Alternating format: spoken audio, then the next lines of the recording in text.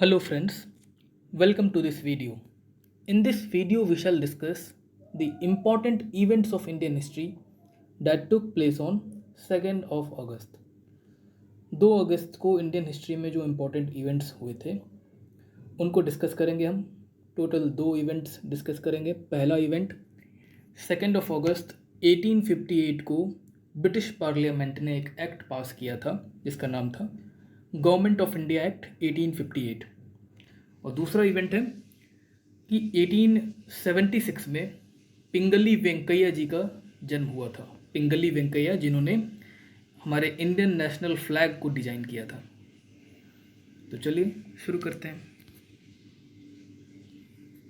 जो पहला इवेंट है वो ये government of India act 1858 was passed by the UK Parliament, United Kingdom means Parliament of United Kingdom and got royal assent। तो जो England की पार्लियामेंट थी यूके की उसने इस एक्ट को पास भी किया और उसी दिन रॉयल एसेंट भी मिल गया, मतलब वहाँ की रानी का ये एसेंट मिला इस एक्ट को। कब? 2nd ऑफ अगस्त 1858 को। 1857 में जब first war of independence, Indian independence जब फाइट कर रहे थे हम, तो उसके बाद गवर्नमेंट ने, यूके की पार्लियामेंट ने एक एक्ट पास किया था, वो ये एक्ट है। This act was called the act for the better government of India. Act को क्या कहा गया? The act for the better government of India 1858। और ये एक्ट जो है 2 अगस्त 1858 को पास हुआ, रॉयल एसेंट भी उसी दिन मिला। लेकिन ये act this act got commenced on 1st of November 1858। 1 नवंबर 1858 से ये एक्ट चालू हो गया। ठीक है। The act declared Queen of United Kingdom. कौन थी क्वीन उस वक्त? Queen Victoria. So this act declared Queen Victoria as the sovereign of British India.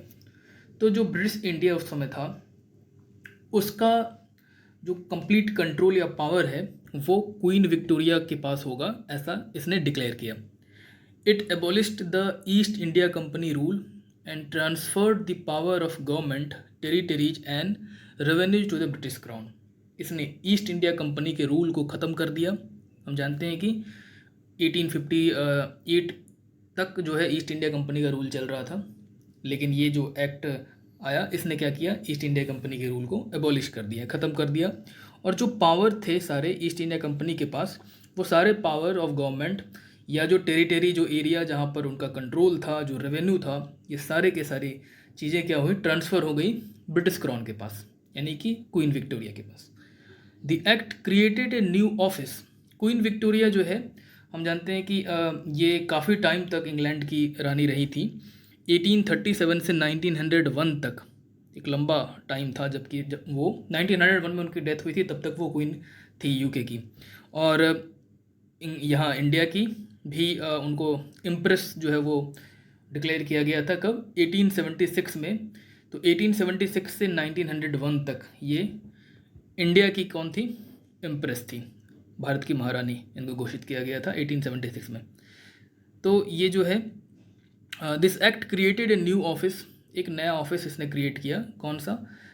एक तो हम ये जानते हैं कि इस एक्ट के बाद जो गवर्नर जनरल होते थे इंडिया के, उनको एक एडिशनल टाइटल मिला वाइसरॉय ऑफ इंडिया का। तो वाइसरॉय, तो जो गवर्नर जनरल थे 1858 तक, कौन थे? Lord Canning. वही जो है फिर वाइसरॉय ऑफ इंडिया भी बने 1858 से। तो इसने क्या किया? एक नया ऑफिस क्रिएट किया। वाइसरॉय का तो वो था ही पोस्ट, लेकिन इसके बाद वाइसरॉय का तो ऑफिस था ही, लेकिन एक नया ऑफिस क्रिएट किया जिसे कहते हैं secretary of state for India. इसमें जो है कंप्लीट कंट्रोल और अथॉरिटी वो था इंडियन एडमिनिस्ट्रेशन के ऊपर, यानी जो इंडियन एडमिनिस्ट्रेशन होगा उसकी कंप्लीट अथॉरिटी या उसका कंप्लीट कंट्रोल जिस ऑफिस में होगा, यानी जिस पर्सन के पास होगा, उसे कहा गया secretary of state for India. ये इंग्लैंड में, लंदन में इंडिया ऑफिस होता था, वहीं पे ये रहते थे, इंडिया में नहीं रहते थे। वाइसरॉय तो इंडिया में रहते थे, लेकिन secretary of state for India जो है कहाँ रहते थे? इंग्लैंड में रहते थे। अगर हम बात करें, जैसे अभी देखा हमने कि फर्स्ट वाइसरॉय कौन थे? Lord Canning. तो उसी तरह फर्स्ट सेक्रेटरी ऑफ स्टेट जो थे वो कौन थे? Lord Stanley. पूरा नाम था इनका Edward Henry Stanley. Lord Stanley पहले सेक्रेटरी ऑफ स्टेट थे। ठीक है। The queen's proclamation was announced by viceroy Lord Canning at a durbar in Allahabad on 1 नवंबर 1858। जैसा मैंने बताया कि ये एक्ट जो है वो कब से चालू हुआ, कब से कमेंस हुआ, विथ इफेक्ट में कब आया, 1 नवंबर 1858 को। तो 1 नवंबर 1858 को क्या हुआ, इलाहाबाद में एक दरबार का आयोजन किया गया जहाँ पर क्वीन के प्रोक्लेमेशन को, क्वीन की घोषणा को पढ़ा गया। किनके द्वारा? वायसरॉय लॉर्ड कैनिंग के द्वारा। इस प्रोक्लेमेशन में बहुत सारी चीज़ें थी, जैसे कि अब इंडिया में नए नए जो, जैसे कि हम जानते हैं इससे पहले डलहौजी के समय पे क्या होता था, डॉक्ट्रिन ऑफ लैप्स के तहत बहुत सारे राज्यों को हड़पा गया था। तो इस प्रोक्लेमेशन में कहा गया कि हम ऐसी कोई चीज़ नहीं करेंगे, राज्यों को हड़पेंगे नहीं। और ये जो है 1 नवंबर 1858 को अनाउंस हुआ। तो ये था पहला इवेंट 2 अगस्त 1858 से रिलेटेड, कि गवर्नमेंट ऑफ इंडिया एक्ट को पास किया गया, साथ साथ रॉयल एसेंट भी मिला। ठीक है। जो दूसरा इवेंट है वो है पिंगली वेंकैया जी से रिलेटेड। आज इनकी क्या है, बर्थ एनिवर्सरी है। इनका जन्म हुआ था 2 अगस्त 1876 को। कहाँ पे? आंध्र प्रदेश में एक ज़िला है कृष्णा, तो कृष्णा डिस्ट्रिक्ट में इनका बर्थ हुआ था। और 4 जुलाई 1963 को इनकी डेथ हुई थी। कहाँ पे? आंध्र प्रदेश में ही विजयवाड़ा डिस्ट्रिक्ट में। इनको नेशनल फ्लैग जो हमारा है उसके डिज़ाइन के लिए क्रेडिट दिया जाता है कि उसका डिज़ाइन इन्होंने तैयार किया था। क्या हुआ था कि जब फ्रीडम स्ट्रगल चल रहा था तो एक नेशनल फ्लैग की ज़रूरत महसूस हो रही थी कि एक इंडिया का अपना फ्लैग होना चाहिए। तो हम जानते हैं पहले बहुत सारे फ्लैग्स आए, पूरी हिस्ट्री में हम नहीं जाएंगे। जैसे कि जो मैडम भीखाजी कामा है जिन्होंने जर्मनी में फहराया था झंडा, वो एक अलग झंडा था। फिर होम रूल लीग जब बना, बाल गंगाधर तिलक और एनी बेसेंट जी ने मिलकर बनाया, तो फिर एक नया एक तरह का झंडा था इंडिया का। लेकिन जो हम अभी झंडा देखते हैं, ये ट्राई कलर फ्लैग जो देखते हैं, इसका स्वरूप जो है एक तरह से इसका जो इसको डिज़ाइन करने में जो है सबसे पहले ये पिंगली वेंकैया जी का ही रोल था। महात्मा गांधी ने 1921 के आसपास जो है ये अपने आर्टिकल्स लिखने शुरू कर दिए थे कि इंडिया का एक नेशनल फ्लैग होना चाहिए।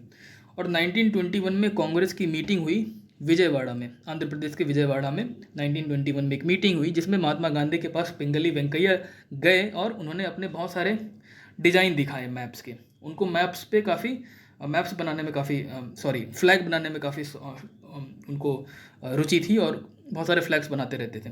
तो ढेर सारे फ्लैग्स की को बनाकर उन्होंने गांधी जी के सामने पेश किया नेशनल फ्लैग के तौर पर कि इनमें से कोई नेशनल फ्लैग होना चाहिए। महात्मा गांधी ने भी अपने कुछ इनपुट्स दिए, जैसे कि जो है 2 कलर हैं, जैसे कि कलर कौन कौन से, रेड और ग्रीन। बेसिकली रेड हिंदू के लिए और ग्रीन मुस्लिम के लिए, ऐसा कहा गया। और लेकिन फिर गांधी जी ने उसमें एक वाइट कलर भी ऐड किया। उसने कहा कि वाइट कलर भी होना चाहिए इसमें, white colour for other religion, क्योंकि इंडिया में हिंदू मुस्लिम के अलावा भी तो रिलीजन थे ना, तो वाइट कलर भी एक ऐड किया गया। और फिर उसमें बाद में एक चरखा भी ऐड किया गया। तो ये सारी चीज़ें जो इनपुट्स मिल रही थी उसके अकॉर्डिंग पिंगली वेंकैया ने ये डिज़ाइन किया। ये वाला फ्लैग जो ऊपर आप फ्लैग देख रहे हैं जिसमें सबसे ऊपर वाइट कलर है, वो दिख नहीं रहा है वो, क्योंकि बैकग्राउंड भी वाइट है ना, तो वो छिप गया है। बीच में सेकेंड नंबर पे ग्रीन और सबसे नीचे है रेड कलर, और इसमें क्या है, बीच में एक चरखा है। तो ये वाला जो फ्लैग है इसे पिंगली वेंकैया जी ने डिज़ाइन किया था। ठीक है। लेकिन the flag designed by Pingali Venkaiah, अब क्या हुआ कि उसमें बहुत सारी कंट्रोवर्सी होने लगी कि रेड और ये ग्रीन जो कलर है, तो इस तरह से इसको क्या है कि हिंदू और मुस्लिम इस तरह से इसको रिलेट ना किया जाए, धर्मों से रिलेट ना किया जाए, और एक सेकुलर किस्म का एक झंडा होना चाहिए। और ये जो कलर्स है इसके मीनिंग भी कुछ और होने चाहिए। तो फिर बाद में पिंगली वेंकैया ने ही एक नया फ्लैग डिज़ाइन किया जो आप नीचे देख रहे हैं। This flag was also designed by Pingali Venkayya. और इसको, ये ट्राई कलर है, पीछे पहले वाला भी ट्राई कलर था, बट उसमें और इसमें फ़र्क है कुछ फ़र्क, जैसे कि रेड कलर की जगह इसमें सैफरन कलर आप देख रहे हैं। ठीक है ना। और जो ऑर्डर है कलर का वो भी चेंज है। सैफरन वाला ऊपर है, जैसे रेड नीचे था पहले वाले फ्लैग में, लेकिन इसमें सैफरन जो है ऊपर है, बीच में वाइट है, और नीचे क्या है, नीचे है ग्रीन, और बीच में चरखा है नेवी ब्लू कलर का। तो ये वाला जो फ्लैग है इसको कहा गया स्वराज फ्लैग। और ये जो फ्लैग है इसको इंडियन नेशनल कांग्रेस ने 1931 में अडॉप्ट किया। ठीक है। वो 1921 में जब मीटिंग हुई थी, गांधी ने कहा था पिंगली वेंकैया को डिजाइन करने, तो ये वाला फ्लैग सामने आया ऊपर वाला। लेकिन बाद में 1931 में जो अडॉप्ट हुआ था स्वराज फ्लैग, वो फ्लैग ऐसा दिखता था जो कि आप नीचे देख रहे हैं। फिर बाद में जो कॉन्स्टिट्यूंट असेंबली हुई और उसमें फिर फ्लैग कमेटी भी बनी एक, तो बाद में क्या हुआ, इसको चरखे को हटाकर यहाँ पर जो फिर हम देखते हैं एक चक्र, अशोक चक्र जिसमें 24 स्पोक्स हैं, नेवी ब्लू कलर का, तो उस तरह का एक फ्लैग जो कि नेशनल फ्लैग बना, इंडियन नेशनल फ्लैग। और अगर बात करें इसमें जो कलर है, कलर की क्या कलर किस चीज़ को डिनोट करता है, तो जो सैफरन कलर है वो स्ट्रेंथ और करेज को डिनोट करता है, उसको रिप्रेजेंट करता है। बीच वाला जो वाइट है वो पीस और ट्रुथ को रिप्रेजेंट करता है। जो ग्रीन कलर है वो पहले क्या था, फेथ और प्रोस्पेरिटी को रिप्रेजेंट कर रहा था, लेकिन बाद में फिर उसका मतलब फर्टिलिटी से जोड़ा गया, ग्रोथ से, और हमारा जो लैंड है एक ऑस्पिशियस लैंड है, फर्टाइल लैंड है, उससे इसको रिलेट किया गया।